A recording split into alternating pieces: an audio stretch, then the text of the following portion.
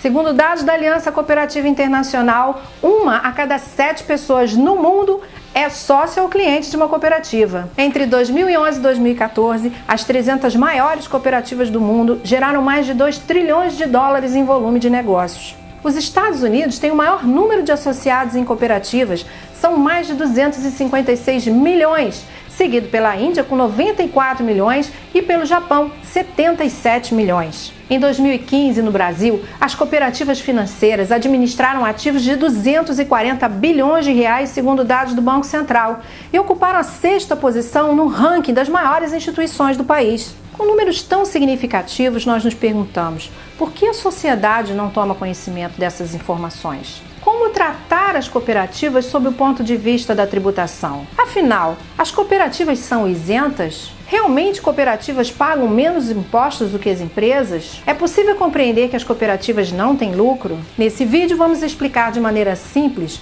como uma cooperativa pode não ter lucro, o que é o ato cooperativo e como podemos dar subsídios para a criação de uma lei complementar que regulamente o adequado tratamento tributário ao ato cooperativo previsto na Constituição. Eu sou Adriana Amaral.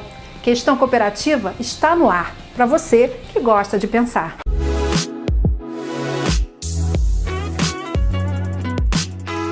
O tema ato cooperativo e tributação é, sem sombra de dúvida, o mais importante do cooperativismo. É o tema que gera a maior polêmica. São muitos os ramos do cooperativismo e os pensamentos sobre eles são sempre muito divergentes. Vou apresentar uma visão diferente da operação das cooperativas para que nós possamos, enfim, compreender o que é o ato cooperativo. O primeiro autor a tratar sobre o ato cooperativo, que nós temos notícias na doutrina, foi Antônio Salinas Puente. Segundo esse autor, o ato cooperativo é o suposto jurídico ausente de lucro e de intermediação que a organização cooperativa realiza em cumprimento de um fim preponderante econômico e de utilidade social. A legislação brasileira foi a primeira a abraçar o conceito de ato cooperativo. E ela diz no artigo 79 da Lei 5764 de 16 de dezembro de 1971. Denominam-se atos cooperativos os praticados entre as cooperativas e seus associados, entre esses e aquelas, e pelas cooperativas entre si quando associadas para a consecução dos objetivos sociais.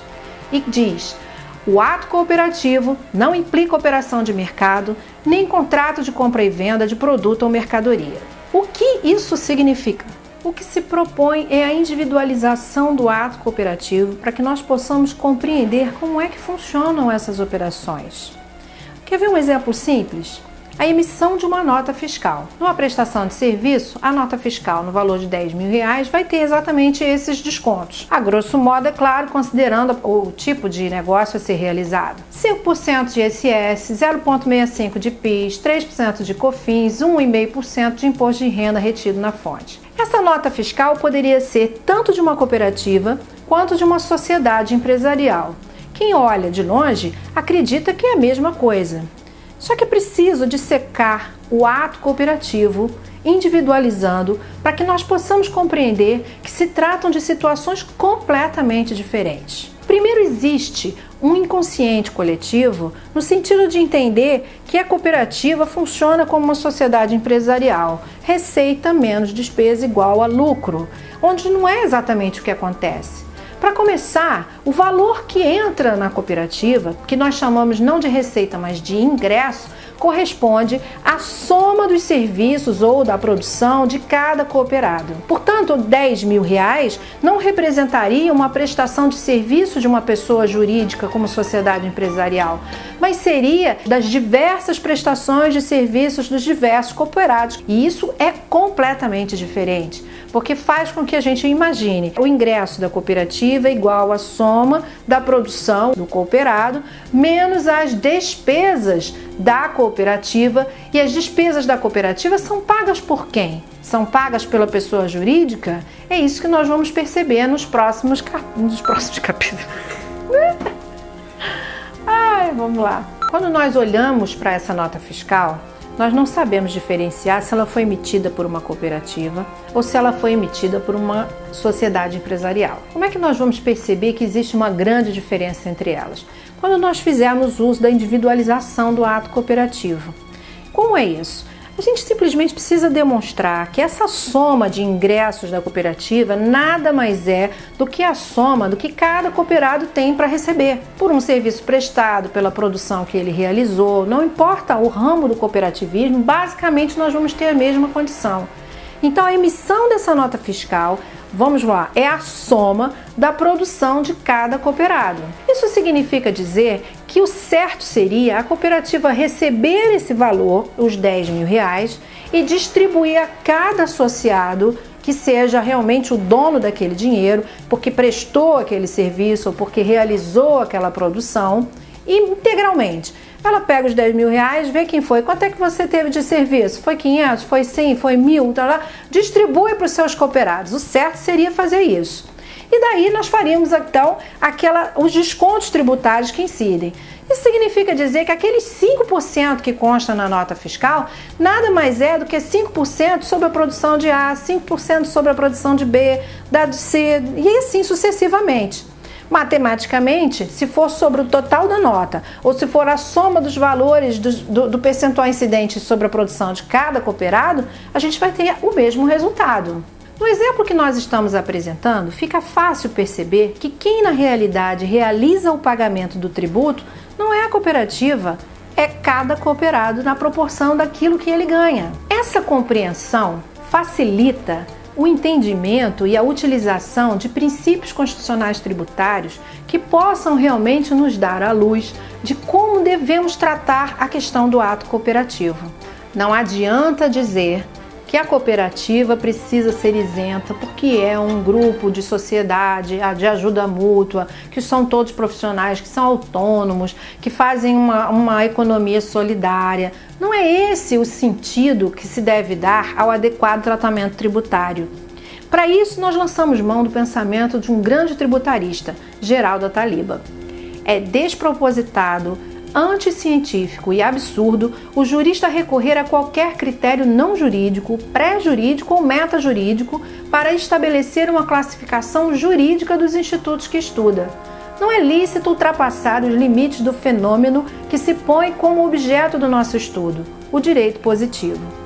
Isso significa que não basta dizer que a cooperativa é uma sociedade sem finalidade lucrativa e que trabalha com ajuda mútua para ter uma tributação mais favorável ou menos favorável, dizer que elas são isentas, que na verdade elas têm imunidade. Nada disso são critérios efetivamente jurídico-tributários para que nós possamos realmente enfrentar esse assunto. Vamos ver como é que a nossa lei tributária pode nos ajudar? De acordo com a individualização do ato cooperativo, que nós acabamos de apresentar, nós podemos observar que o cooperado faz o recolhimento tributário, ok?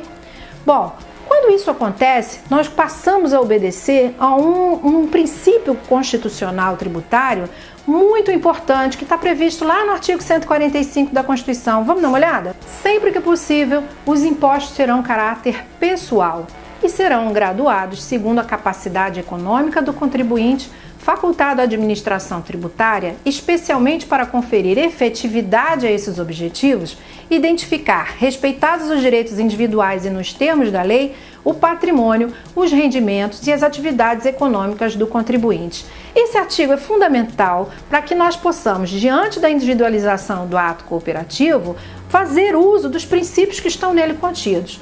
Por exemplo, o princípio da pessoalidade. Se nós já observamos que quem recolhe o tributo é a pessoa do cooperado, nós estamos muito intimamente próximos ao princípio constitucional. Esse princípio constitucional, ele deixa claro que a gente precisa observar a capacidade contributiva. Quer dizer, a pessoalidade permite que você avalie o indivíduo que recolhe tributo da forma como ele é. Nós não apresentamos que realmente quem recolhe o tributo é o cooperado, portanto nós estamos obedecendo o princípio da pessoalidade. O que diz o princípio da pessoalidade ou qual é o sentido do princípio da pessoalidade que a nossa Constituição nos ampara? Significa que nós temos que, antes de solicitar o pagamento do tributo, antes de dar esse ônus à pessoa, nós precisamos observar quais são as condições que essa pessoa tem para realmente recolher o tributo. A pessoalidade vai nos trazer para um outro princípio que esse mesmo artigo nos traz, que é o princípio da capacidade contributiva. tem uma ampla relação. Capacidade contributiva também tem a ver com essa necessidade de observar as características do indivíduo que está sendo objeto da tributação. O que significa esse artigo? Dizer que sempre que possível os impostos terão caráter pessoal significa respeitar as condições subjetivas do contribuinte. E no nosso caso, se nós estamos apresentando que quem faz o recolhimento tributário é o cooperado, é necessário que nós respeitemos as suas condições pessoais. Quer ver um exemplo disso? Um taxista que trabalhe fora da cooperativa, como um profissional autônomo, via de regra tem uma incidência, tem isenção, os municípios dão isenção ao ISS. No entanto, quando ele está dentro de uma cooperativa, organizado, pelo simples fato de estar organizado numa cooperativa, ele passa a ter a incidência de ISS. Ele perdeu a sua condição de motorista, que trabalha não sei quantas horas por dia, que tem um gasto absurdo na manutenção do seu carro. Ele perdeu alguma condição? Ele continua sendo dono do próprio carro, ele quem administra, ele quem cuida da sua situação, independente do fato dele estar dentro de uma cooperativa. Seria justo, então, que essa incidência recaísse só pelo fato dele estar na cooperativa? Não mudou absolutamente nada do sujeito. E é isso que Geraldo Ataliba defende.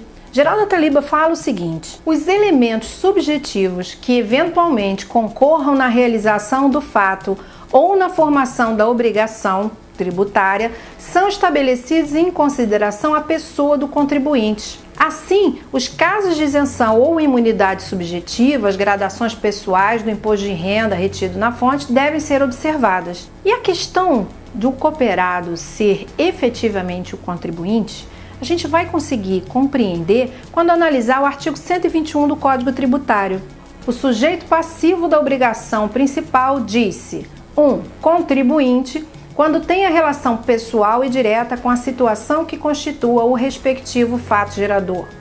2. Responsável, quando sem revestir da condição de contribuinte, sua obrigação decorra de disposição expressa de lei. Ora, Geraldo Ataliba dizia que quem é o verdadeiro contribuinte é aquele que tem a diminuição do seu patrimônio.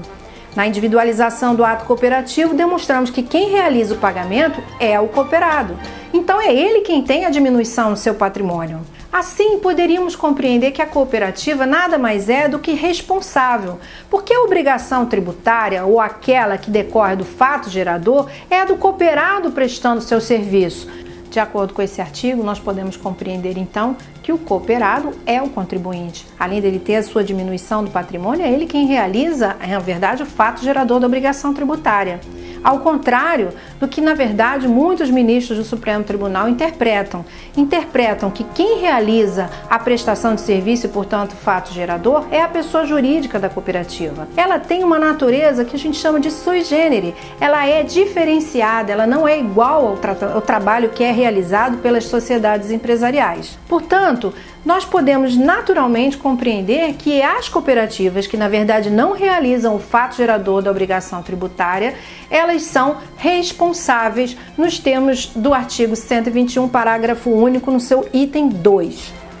Agora é de extrema importância porque esse mesmo artigo diz que uma lei deverá informar quem é o responsável tributário. A gente não pode simplesmente interpretar a questão da responsabilidade tributária, ela tem que vir de uma lei. A gente também precisa lembrar que o artigo 110 do Código Tributário diz o seguinte: a lei tributária não pode alterar a definição, o conteúdo e o alcance de institutos, conceitos e formas de direito privado utilizados expressa ou implicitamente pela Constituição Federal, pelas Constituições dos Estados, pelas leis orgânicas do Distrito Federal ou dos municípios para definir ou limitar competências tributárias. O que significa dizer?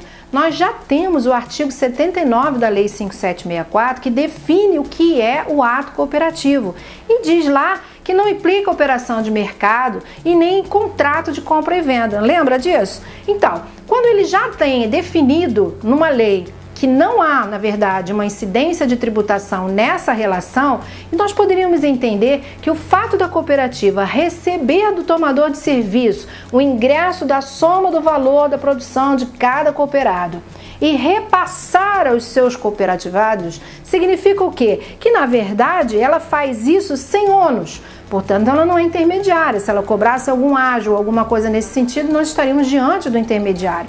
Então, quando ela simplesmente repassa ao seu cooperado o valor da produção de cada um, ela está exercendo um ato cooperativo. É aquele praticado da cooperativa para o associado. Esse é um exemplo típico daquele que nós temos na Constituição falando sobre regulamentar o adequado tratamento tributário ao ato cooperativo praticado pela cooperativa. A gente questiona, inclusive, se esse praticado pela cooperativa já não seria exatamente esse, porque os demais atos que são interna corpore normalmente não chegam nem ao conhecimento. O que interessa é exatamente aqueles que na verdade se enquadram dentro de fato gerador de obrigação tributária. E um que é fato gerador de obrigação tributária é o da emissão, quando a gente faz a emissão da nota fiscal por conta do ingresso de valores dentro da cooperativa, que alguns vão chamar de receita, que na verdade são ingressos. A contabilidade nacional já trata dessa maneira. Por que é importante nós termos uma visão diferenciada do que seria o ato cooperativo, fazendo essa individualização? É claro que o nosso exemplo é um exemplo muito simples, existe uma complexidade muito grande, mas é possível cada ramo do cooperativismo fazer uma certa adequação. A nossa sugestão é que em cada emissão de nota fiscal a gente consiga colocar um borderô discriminando a quem na verdade pertence aquele valor de ingresso da cooperativa e na verdade quem é que está realizando o pagamento dos tributos. Quando nós fazemos isso, e uma das maiores reclamações dentro do segmento tributário é que a cooperativa não demonstra como é que ocorre o ato cooperativo. Então, essa é uma forma de a gente demonstrar que o ato cooperativo acontece, que realmente o contribuinte é o cooperado e a partir daí nós precisamos ter respeitados os princípios constitucionais tributários, que é o princípio da pessoalidade, o princípio da capacidade contributiva e do mínimo existencial, todos eles extremamente atrelados à questão da dignidade da pessoa humana. O tema é complexo, não é mesmo? Mas nós vamos falar mais sobre isso. Deixe seu comentário, sua sugestão de tema que você gostaria de ver aqui. Se inscreva no canal. Até breve!